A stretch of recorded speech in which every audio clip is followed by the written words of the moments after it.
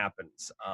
Speaking of not overextending, one of the things that I wanted to make sure that we touched on was not over.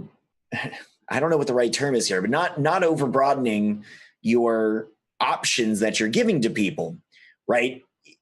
I have coffee, I have merch on DBH, shirts, mugs, hoodies, hats. It's a pretty big breadth, but it's all on one store. So it's not mixed and match all over the place. So you want to get that kind of stuff, you go to one place. You want to get coffee, I have a link for that. And then maybe add in one or two more things. But if you have 15 options, and this happens to so many people, you're starting out streaming, or you've been doing it for a little bit and you're like, I need to really up my game. Oh, I can do this, I can do this, I can do this. And then you present them all and nobody's doing any of it. It gets overwhelming. Easily. Mm-hmm. Yeah. I mean, so there's two schools of thought, right? Like on one hand, you need to diversify your revenue streams. Yeah. Like you don't want to put all your eggs in one basket. As a content creator, don't want to rely 100% on subs or 80% on subs and 20% on tips or something. Like it's really scary. But I think with what you're saying is, like, I think it's okay to have these different ways to monetize, but pick what you want to really focus on. Like I have an Amazon link, but I'm not like, guys, Amazon, buy from Amazon. Like it's there below the stream. People ask for it. If they want it, they know it exists. But, my focus is like probably like subs or something, especially with the sub gifting right now. Like that's been my focus. I'm not like, hey guys, you can sub and, go check out my merch and then go check out my bits and then go tip below the stream and then go check the Amazon. Like, your whole list of things. Right, like you could have these other revenue streams exist, but just like pick just something like that you're like, hey, you can like tip and I mean, what you really need is like, if you are going to have a billion revenue streams, you can make them work if you do a couple things. Number one, if you throw them at everyone at the same time, they're going to have what's called analysis paralysis. They're going to just look at it, they're gonna go, I don't know what to pick, so I'm not gonna pick anything, and that'll be it. You stagger the releases, and this happens naturally a lot of times, like, but don't overlap them really close to each other and just be like, hey, we're doing this, now we're doing this, now we're doing this, now we're doing this. People have a limited amount of disposable income every month, so don't assume that they're just gonna appear out of nowhere.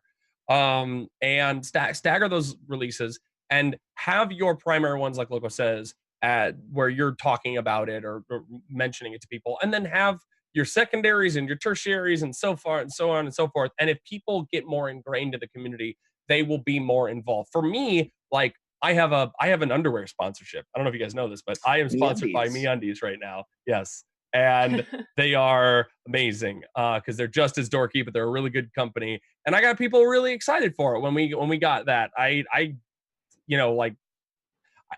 did really well for me, right? And it's still going on, but I don't bang it out every single stream, just like, buy my underwear. Like that's not a thing I do, right? Listen, if I could get a Q themed underwear from MeUndies. But aside from that though, it sits below my stream. It is there. I'm hype about it when I launched it, and maybe there will be a resurgence of it here and there. I'm technically supposed to be doing a fashion show because the people hit the goals that we set for subscribing. Yep, a TOS. Is that allowed on Twitch? Yep, I was gonna say a TOS friendly underwear fashion show. I'm with you there. I will be doing that hopefully before TwitchCon. But it's things like that, right? That was at the time I got that sponsorship. That was what was interesting. That was what people's focus on. That's what I wanted people to focus on, and they did. And other stuff got kind of pushed to the side a little bit. Now that that's subsided, that's going down, which is fine. And I'm bringing other things up. And it's this ebb and flow of like, pick and choose what you want to focus on, 100%. All about focusing. If you add way too much, as you said, analysis paralysis, they just won't choose anything. Yeah. You get the overchoice. And it's common human psychology. It's not a matter of like, it's only on Twitch. No, it's like you walk into an aisle that has 30 jams on the wall, and you're gonna go, I'm good. I'll just butter on toast. That's fine, right? But if you walk in there and it's got like 4 and they're good choices, that's easy. That was part of the first study was the 4 to 180 choices or whatever. Yep. And people were happier with the 4 choices overall, significantly happier. They would say they wanted the more choices. That's another thing. If you're streaming and you ask your chat, do you want like all of these things? They're gonna go, yes, I like all the choices. Human psychology and your brain is gonna go, no, you don't. But I'm gonna lie to you. Yeah. So don't there is a limit. So don't go over the board, even if people say they want more choices. I'd honestly say for that kind of stuff, pick what you want and a selection of that, and then let people choose from what you already want to do. And this is also true with game selection. That was my first experience with that. It was very saddening. Not for myself though, fortunately, but seeing somebody who would put out straw polls and stuff for like, what game would you guys like to see?